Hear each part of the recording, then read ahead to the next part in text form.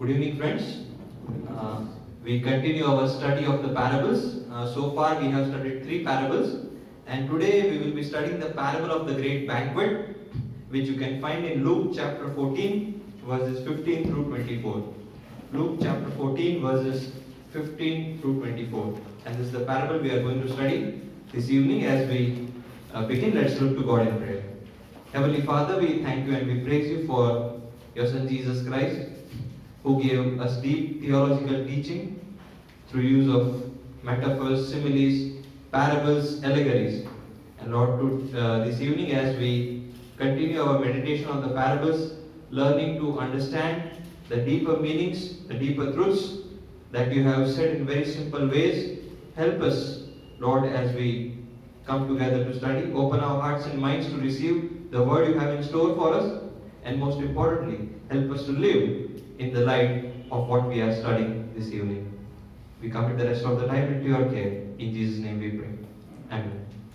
Now, this whole chapter is a chapter on banquets. And banquets is not something that is uncommon in the Bible. Even Old Testament talks of banquets. New Testament talks of banquets. In the Revelation also, there is a banquet at the eschatological celebration. Now, 15 to 24 verses in Luke chapter 14 are our specific case study. Now, to be precise, the parable does not even begin from 15.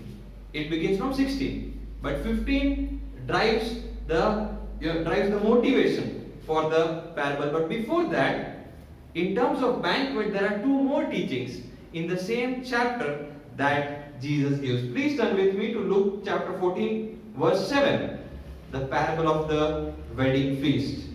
And Jesus said, when you are invited by someone to the wedding feast, do not sit in a place of honor, lest someone more distinguished than you be invited, and the one who invited you both will come and say, give your place to this person, and then you will begin with shame to take the lowest place. But when you are invited, go sit in the lowest place, so that when the host comes, he may say to you, friend, move up higher, then you will be honored in the presence of all. For all who exalt themselves will be humbled, all who humble themselves will be exalted. This is the first reference in Luke chapter 14, where Jesus is mentioning the scene of a banquet. And this whole scene deals with one thing, the places of honor. Last week when we were studying the parable of rich man and Lazarus, we saw that Lazarus, after his death, was the prominent guest of the banquet because he is sitting next to Abraham or reclining on the bosom of Abraham. And here Jesus is saying, when someone invites you to banquet, don't look for prominent positions. Otherwise, if someone more important than you comes, you may be demoted. Better look for a lowly position so that the host in due time will promote you. That is the first instance he talks of banquet. Then we come to verse 12, where he gives another example. When you give a dinner or a banquet, do not invite your friends or your brothers or your relatives or your rich neighbors, very much like the lifestyle of the rich man we saw last week. The rich man had banquets every day. Whom did he call? People of his caliber, people of his social standing. Okay, rich, elite, aristocrat class, the bourgeois class, maybe his brothers. Jesus is telling, don't call such people, lest they also invite you in return and you be repaid. But when you give a feast, invite the poor, the crippled, the lame, the blind, and you will be blessed, because they cannot repay you, for you will be repaid in the resurrection of the just. Now, even before we begin this parable on the banquet, we are going to look at the background. Now, there are two separate backgrounds in order to study this parable. The first is the Greco-Roman background of the banquets. Why there were banquets done in a Greco-Roman culture. The second is the Jewish background for conducting banquets. Okay, first, what we call the post-colonial study or post-colonial scholars like Seun Kim, Richard Horsley, they say there are so many facets of a post-colonial culture, post-colonial studies, or the imperial order, the Roman Empire. Two important facets I want to discuss, not all of them. Two of them are imperial cult and patronage.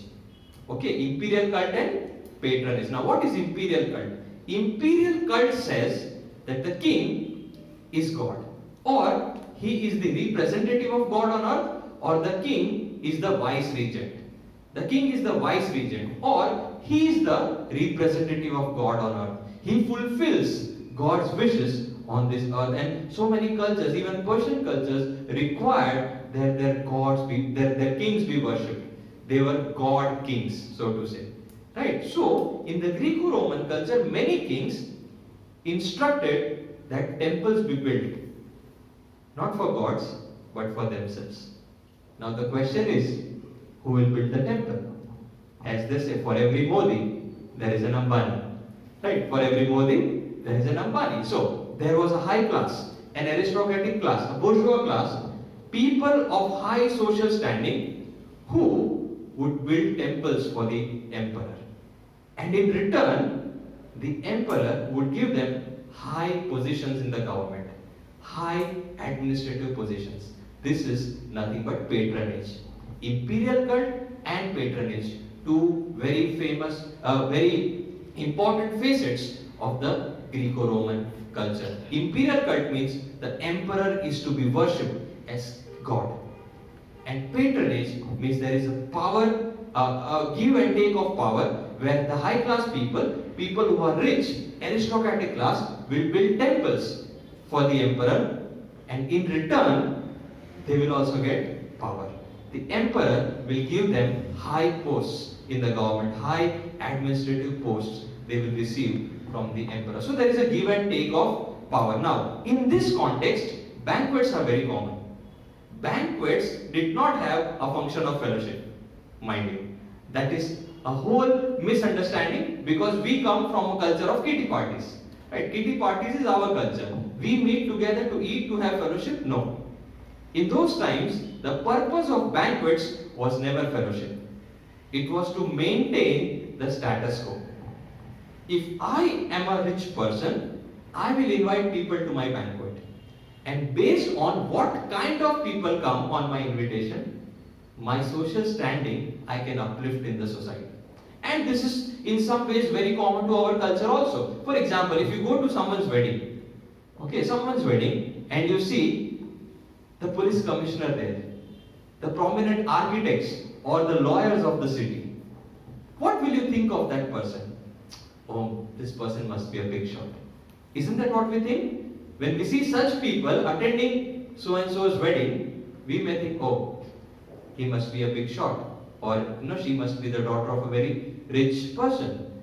And so, the whole purpose of banquets was to maintain the status quo.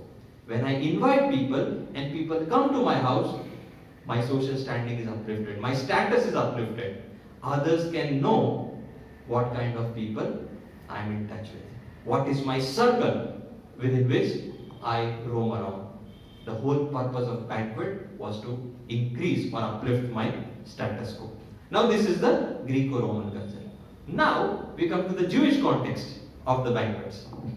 Middle Eastern hospitality is something we need to learn. They are a very hospitable culture.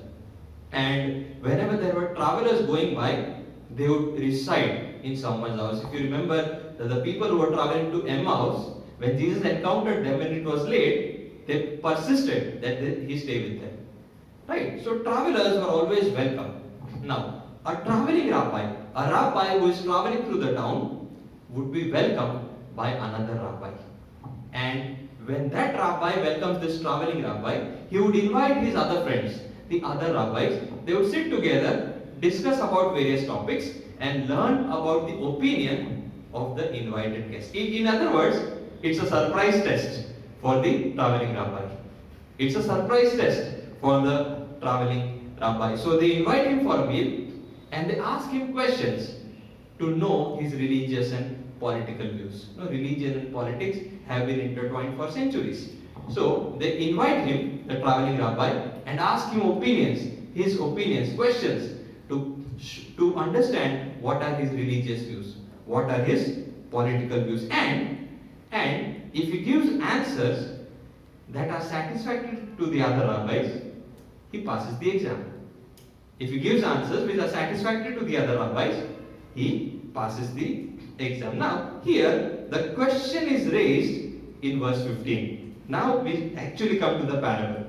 Verse 15. When one of those, remember two things, two parables already Jesus said. One, with regarding choosing the position, high and low. Second, on what kind of people you should invite. And with this background in mind, this person very smartly is raising a saying. He says, one of those who reclined at the table with him heard these things, and he said to him, blessed is everyone who will eat bread in the kingdom of God. Blessed is everyone who eats bread in the kingdom of God. Now, the obvious answer Jesus would have given is, blessed are all those who follow the commandments, for they will enjoy the banquet in God's kingdom. Blessed are all those who pay their tithes, for they will be welcome in the banquet in God's kingdom. Blessed are all those who fast thrice a week or twice a week as per the requirement. They will enjoy the banquet in God's kingdom. But Jesus is, in order to raise, so what this person is doing basically, this person who raised the question is wanting to know Jesus' opinion or his view on God's kingdom. What is Jesus' view on the kingdom of God? That is what he is raising the question. And then Jesus tells a parable. But we need to go to the background. Please turn with me to Isaiah chapter 25.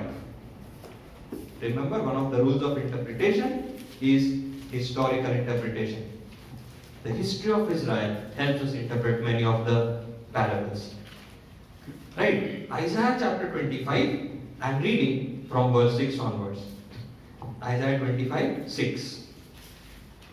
On the mountain, the Lord of hosts will make for all peoples, underline all peoples, a feast of rich food, a feast of well-aged wine, of rich food, full of marrow, of aged wine, well refined. And he will swallow upon this mountain the covering that is cast over, again, underline all peoples, the veil that is spread over, underline all nations. He will swallow up death forever, and the Lord will wipe away tears from our faces, and the reproach of his people he will take away from all the earth. For the Lord has spoken. It will be said on that day, behold, this is our God.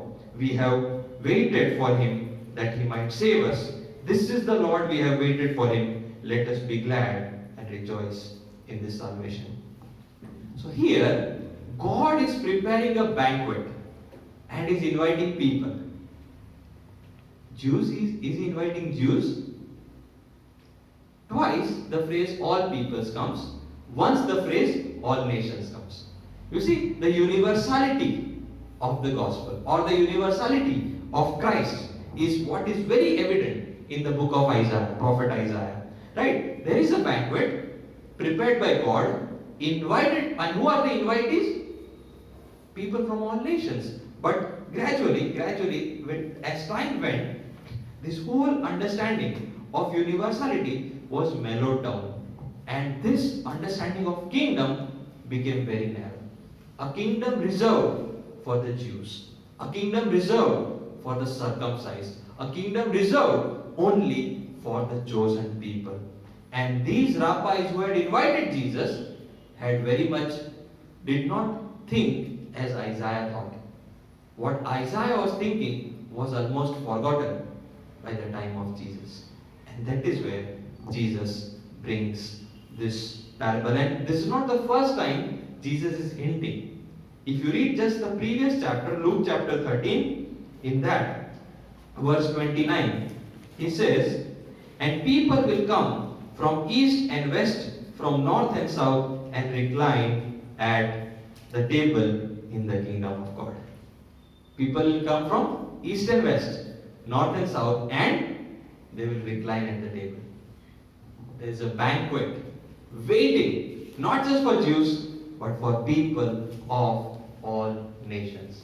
And this is what Jesus has been hinting, but maybe these people were slow to understand, did not grasp what Jesus is saying. And so, in order to make things better, more clear, he starts with this parable. And now we begin the parable. Luke chapter 14, verse 16. Now, but he said to him, Jesus said to the man who raised the question about the kingdom, a man once gave a great banquet and invited many. And at the time for the banquet, he sent his servant to say to those who had been invited, come, for everything is ready. Now, in olden times, in the ancient Near East, there were two invitations. The first invitation was to inquire if they would be available for the banquet. If someone invites you for a wedding, on the wedding card there is written RSVP and then the address and the phone number. Meaning, if you are coming and how many of you are coming, you inform the one who is inviting, so that he or she can make appropriate arrangements. Right? That is nothing but RSVP. Same way, the first invitation was to inquire how many of them were coming, so that they would know how much meat to cut, which animal to cut. Depending, if there are more people, they would cut another animal, right? So what animal to cut, how much meat to prepare. So first invitation, they are invited, and once they said yes, we will come, and then what happens is, he sends them another. Once the food is ready means they all initially might have said yes, and that is why the food is ready. And then he is sending a second invitation saying, once the food is ready, come, for everything is now ready. Verse 18. But they all alike began to make excuses. Now there are here three people who are making excuses. The first one first said, I have bought a field and I must go out and see it. Please have me excused. Now, if we study the climate, the weather conditions, especially the climate of ancient Near East and the geography, 7 months is summer, and the remaining 4.5 months is winter, and it rains in winter. Right? It rains there in winter. And this will be more evident when we study the parable of the two builders, who built on sand and rock. Now, the climate is such that it is hot in summer for 7 months, and during winter it rains. If you want to buy a field, it is not a 1 day or a 1 week job. It requires months to investigate the field. First, is it getting enough sunlight? Second, is the drainage system good? Will the water stagnate or will it flow away? Third, remember, it was a hilly terrain. So in many places there was what we call terrace farming. Is the land properly cultivated? All these factors. So it is not enough to see the land in 1 day or 1 week. You have to see land at different seasons, first of all. Secondly, not just different seasons, but at different times of the day. Which part is getting sunlight, which part is getting shade? On which duration during the day this land is getting proper rain or sunlight. Not just different times of the day, but different seasons.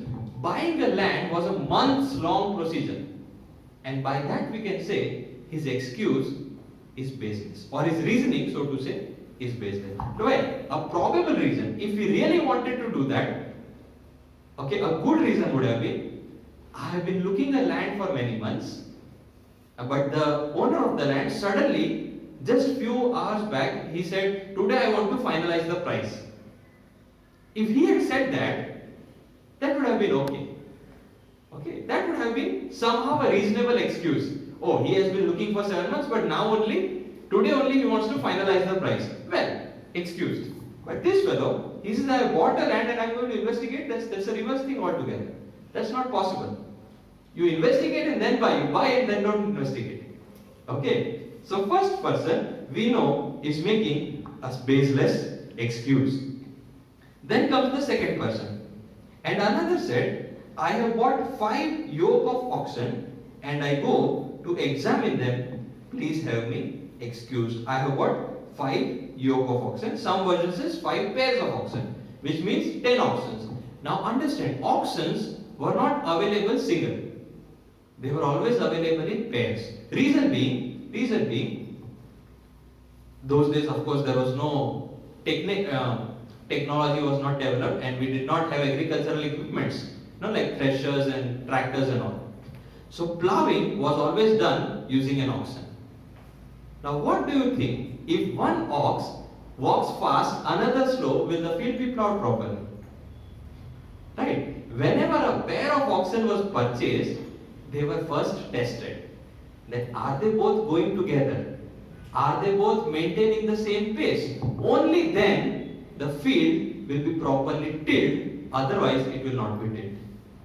Right? And so when he says, I have purchased 5 pairs of oxen and now I am going to test it, doesn't sound reasonable. One does not buy a pair of oxen without testing them first. Okay. Another thing that we see in both these things, he purchased the land. Okay, we all know how buying land is a very costly affair. Second person, 5 pairs of oxen. If that person needs 5 pairs of oxen, just imagine the area he needs to cultivate. Just imagine the land this person is having, that he needs 5 pairs of oxen. Right? So these both of them were costly investments. They were not cheap investments. You do not make such heavy or costly investments without thinking. Right? You do not make such costly investments without thinking. And these 2 excuses tell us that this was a baseless excuse. And now we come to the third excuse. Another said, I have married a wife and therefore I cannot come. Now this sounds a very strange excuse. Well, if he had married, he could take his wife to the banquet. Right? Or he could at least go away from his wife for two hours. He can go, show his face, come back. But that is not the point of the author here. The point of the author here is more important, and that is the politeness. The first 2, if you read the first 2 excuses, I have purchased land, please have me excused. The second one, I have purchased 5 pairs of oxen, please have me excused. At least the first 2 are showing some courtesy of asking for excuse for not coming. This person is so arrogant, he is not even asking for an excuse. If you read it very carefully, he says, I have married a wife and I cannot come. He is not even saying, please excuse me. It shows how rude he is, how arrogant he is. Okay, I cannot come, straight away. No excuse, nothing. In Middle Eastern hospitality, when we are talking, there is so much importance on, mannerisms, how we talk with others. Even anywhere, for example, here also, if you are drafting a letter to a superior, to the principal or anyone, you will write, respected sir. Right? You do not begin with a hi. Of course, in abroad, you can write dear sir, no problem. Now here, if you write dear, you may not be very dear from the next day. But in abroad, you can write dear. Now, respected is a courtesy, is a way of writing, is a way of saying things. Okay. Here, we see that the third person does not even bother to say excuse himself. And now, let us go back again a little verses before. Verse 18. But they all alike began to make excuses. Now, if one person does not come, it is understandable. Maybe, he or she may have some emergency work. But everyone was making excuses. Was this a conspiracy? Was this a plot? We do not know. But it says everyone started making excuses. Not 1% is absent, everyone is absent. What does that show? Okay, and these are some questions that we need to raise about this setting in the ancient Near East. Now, and then he says, when all of them declined, the servant had come, and he says, verse 21. So the servant came and reported these things to the master. I am just wondering how the master would have felt. The food is ready. The sheep has been slaughtered. Everything is ready, but there is no one to eat. And he says, reported these things to the master. Then the master of the house became angry. The master of the house became angry. Now, remember, if I invite and someone does not come, I have been publicly insulted. I have been publicly humiliated. It is a tight slap on my face. When you invite someone and that person does not turn up, it is a tight slap on their face. He has been publicly humiliated. He has been publicly ashamed. Okay, he has been insulted. Insult has been added to injury. This person has every right to be angry. And here the Bible also very clearly says that the master of the house became angry. Now the question is, the same question that we are asking for the last two parables. What will he do with his anger? We have been doing this, right? If you remember the parable of the tenants, the master got angry. Right? All the three servants were humiliated, beaten. What does he do with his anger? He sends his son. He chooses grace over anger. The question is, what will this master choose? Will he try to reclaim his honor? Understand, his honor has been compromised. Okay, he has been dishonored publicly. Everyone who knows him in the social circle will know, oh, he invited and they didn't come. It's a social dishonor. Will he try to reclaim the lost honor? Will he try to claim it back, what he has lost? What the insult, the dishonor, the shame that he has suffered, will he try to get this back? Will he take action against those who were invited but did not come? Will he command his servant to go with the sword now instead of the invitation card? What will he do? That is the question. And then he says, tells the servant, the master of the house became angry and said, go out quickly to the streets and lanes of the city, bring the poor, the crippled, the blind, the lame. Bring out the poor, the crippled, the blind, the lame. Now remember, the way we began the study, on the kind of people who come to my invitation, my social standing goes higher. And that is the whole purpose of banquet, status quo. What kind of people come at my invitation, my social standing rises. What will happen if on my invitation, the blind, the lame, the crippled, the poor come? What will happen to my social standing? Why does the master choose such a strange thing? Why does the owner or the master who organized the banquet invite such people? Will it increase his status quo? Will it lift his social position? Why is he choosing to embrace the shame? That is the question we will discuss in the next part. May God bless us all. Shall we look to God in prayer? Heavenly Father, we thank you for this time and the study on this parable that you have led us thus far, for the wonderful message in the words of your Son, Jesus Christ, Lord, who has organized the banquet for all of us, people from all nations, a universality which we see in Jesus' approach. But Lord, we often have misunderstood Jesus and taken him to be very ethnocentric and reserved him for a particular group of people. Lord, we seek your forgiveness, and as we unravel the mysteries of your beautiful parable in the days to come, enable us, open our hearts and minds to receive your holy word and imbibe it in our lives. Commit the rest of the time into your care. In Jesus' name I pray. Amen.